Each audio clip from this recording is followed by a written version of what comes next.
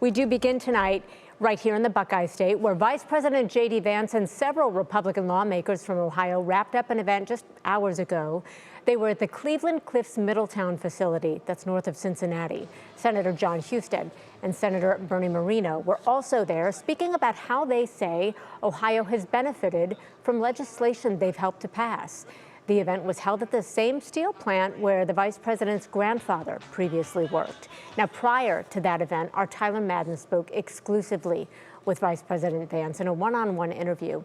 He asked several questions, including what so many people want to know about right now: what's being done to stop the economic bleeding people in this state and the country are feeling.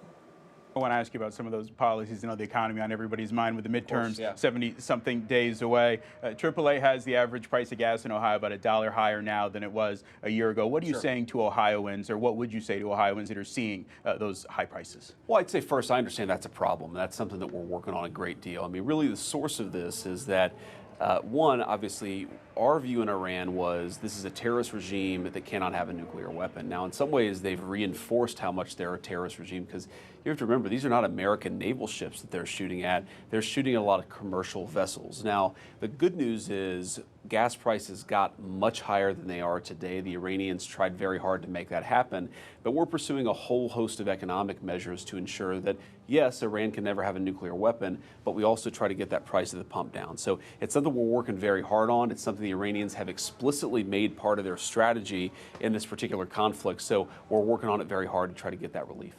The president talking about economic pressure, new economic pressure on Iran. 6 months into this war, I know a question many people have on their minds: are we winning this war with this new phase of these economic pressure going in place? Yeah, and I would say, honestly, it's not a 6-month thing, it's a 47-year thing. We've been going back and forth with this particular country for a very long time. What we have done definitively is destroyed their nuclear facilities, but also destroyed their conventional military. And what we're at now is a phase where we're trying to ensure that they can't rebuild that infrastructure to ultimately get a nuclear weapon. That's why the economic pressure matters so much.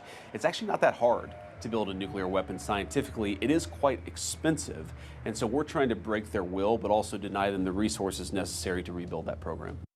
If you'd like to hear more, Tyler Madden's entire exclusive interview with Vice President JD Vance is posted on the WKYC app.